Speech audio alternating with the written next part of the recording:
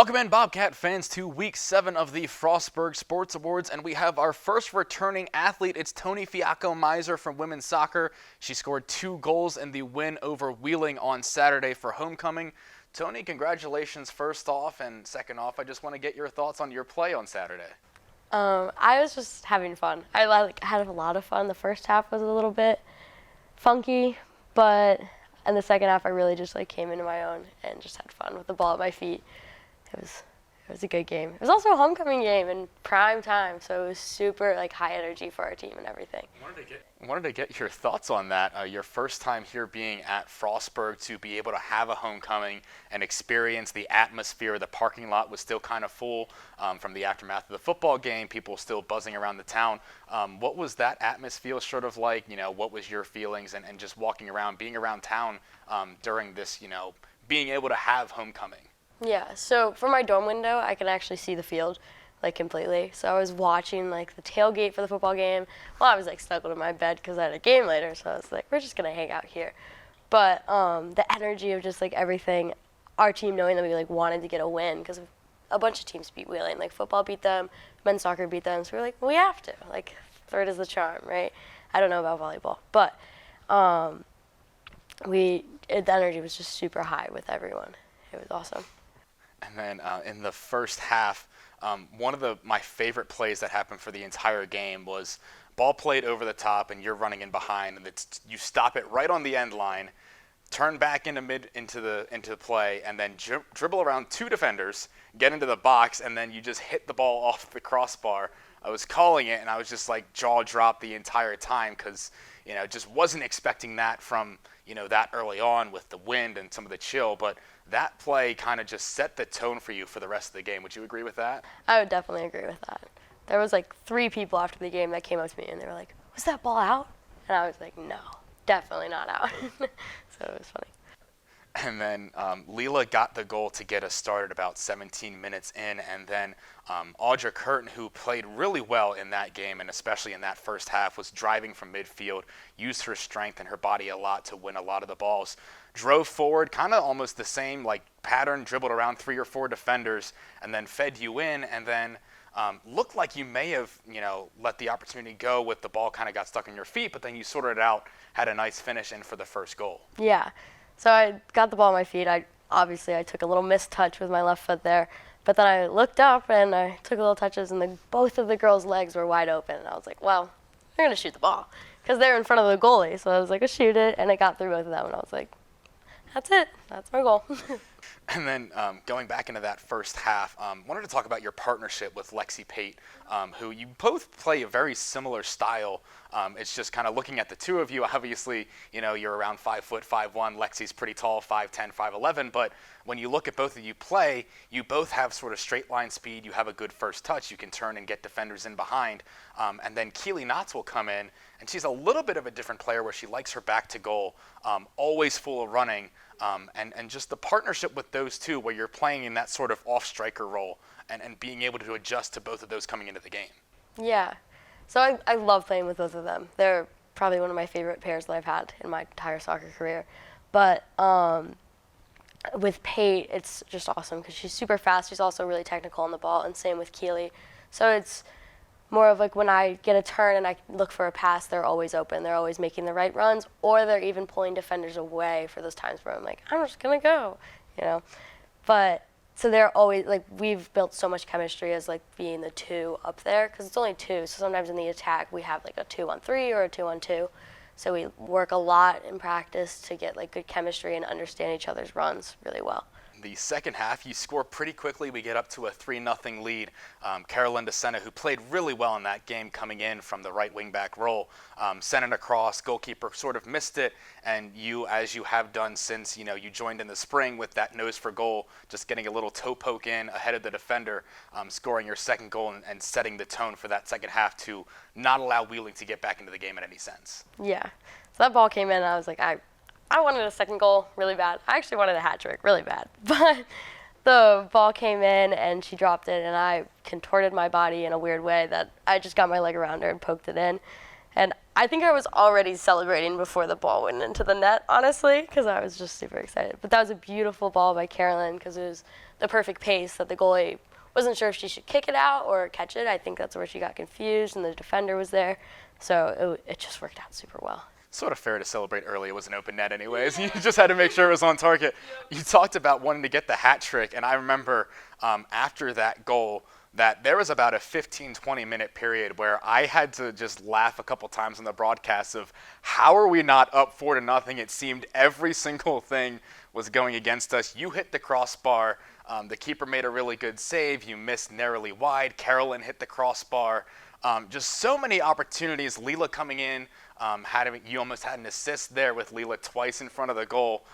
But just that insane process of you trying to get the hat trick, and then Coach Parker finally brought you off, gave you your rest. But the entire process trying to get that third goal, it was just a lot of fun to watch you guys just continuously go in attack and find which way we weren't able to score at that moment. That's funny. Yeah, sometimes in games you just hit your max on goals. And I think that happens sometimes when you just try so hard and then you realize it's just maybe not in the cards for you tonight, especially when you hit the post 3 times. So. And then Lexi did scoring that fourth goal, a really nice shot into the right side of the net.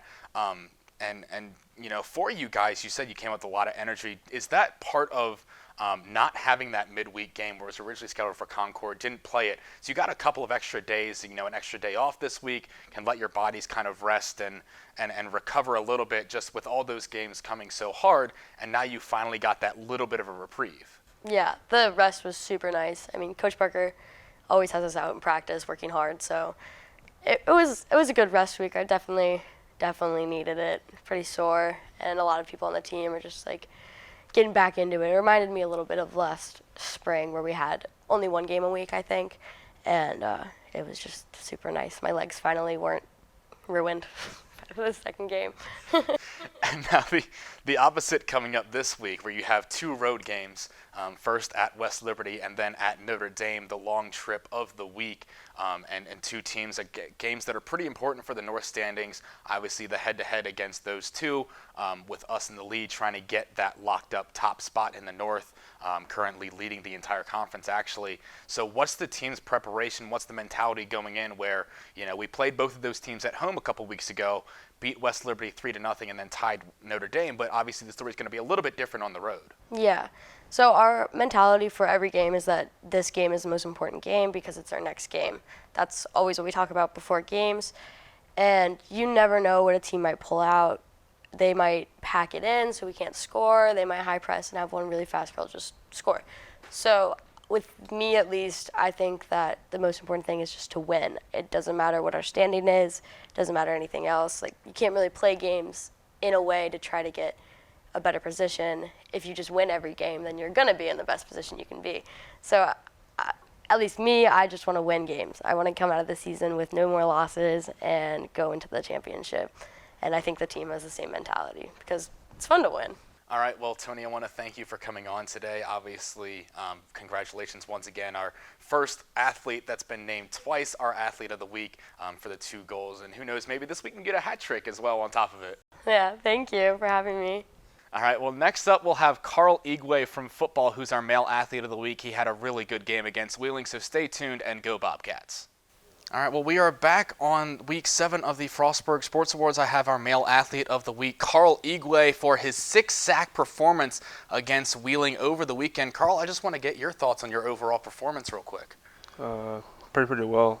I mean, it's one of those games where you just, I don't know, good things happen. I feel like I played, I really can't go into detail with that. Just good things happen, and I made plays. The opportunity was there. I made them, so. Wanted to get your thoughts. It was homecoming weekend, obviously, and the first time since 2019 that we've been able to have a full homecoming. Big crowd. Obviously, the parking lot is full in the tailgating. Big atmosphere around campus. All the students are real hyped. The team looked pretty hyped. Just what was, some of your excitement, some of your feelings as you walked around campus and saw all of this energy that happened? I mean, it was a big game. A lot of people was there, so it was exciting to play about. This is my 3rd homecoming, so got used to it. So I just went out there and played, try to have as much fun as I can. wanted to talk about a couple of your teammates and former teammates, and as I'm looking back at the record books, the 6 sacks that you had, a new school record, a new MEC record that you set, very impressive, and some of the guys that came before you, obviously, one that you played with, Zach Strand, who's been hurt this year, Niall Scott, who you played with in 2018 as well, coming off the defensive tackle position.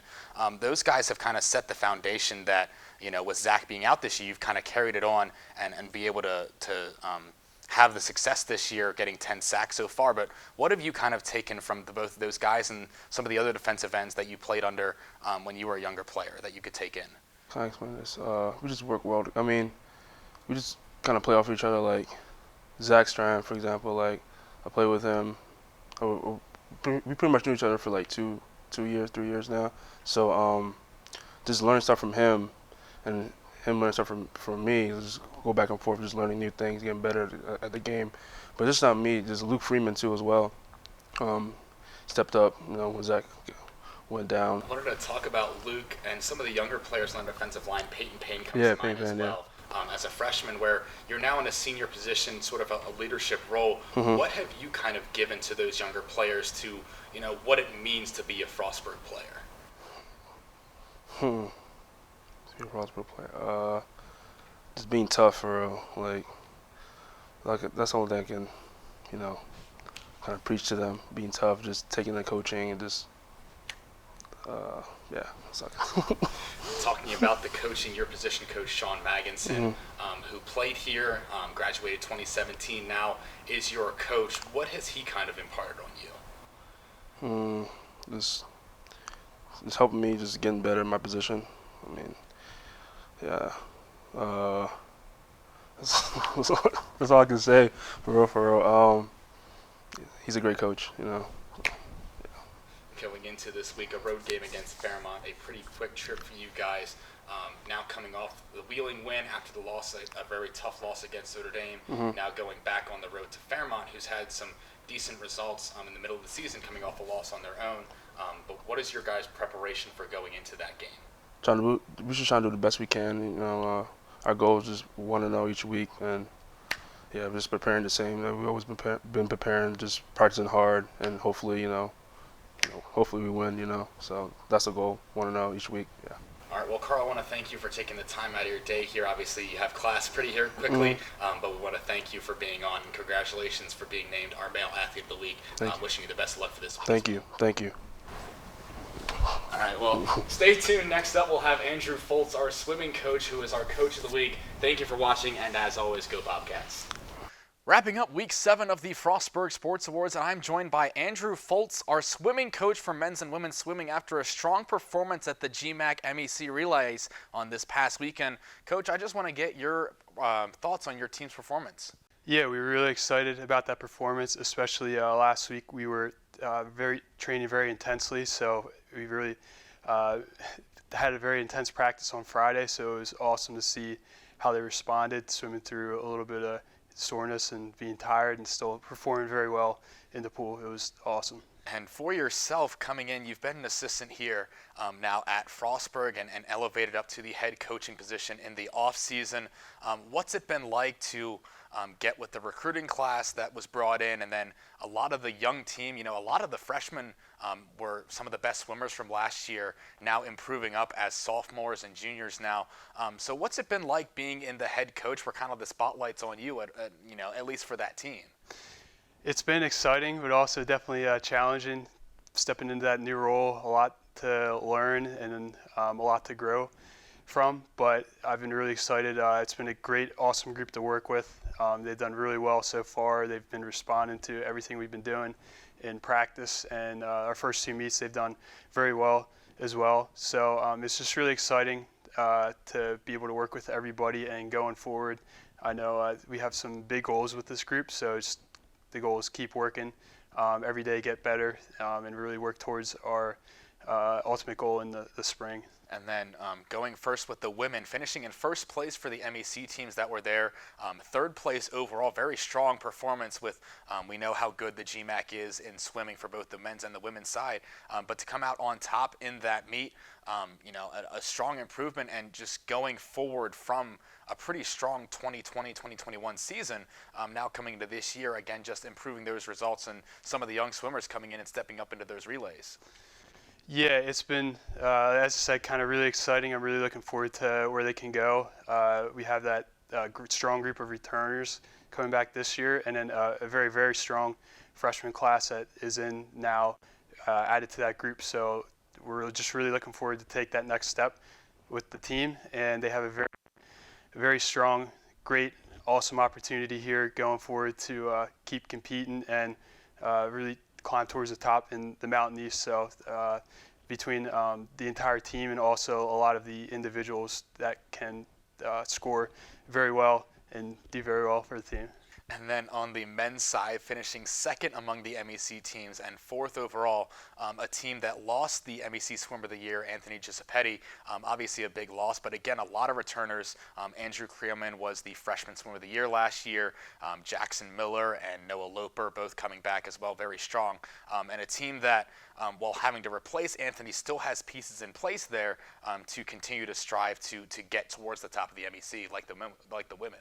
Right, yeah, as you mentioned, replacing Anthony is a very tall task. I don't think we can replace him with one swimmer. We don't quite have that luxury this year. And then also losing we had another point scorer in Jacob Natala last year. Obviously it hurts a little bit, but we're really excited. We have that whole great group of returners coming back, and then also 7 freshmen this year that we're really looking forward to.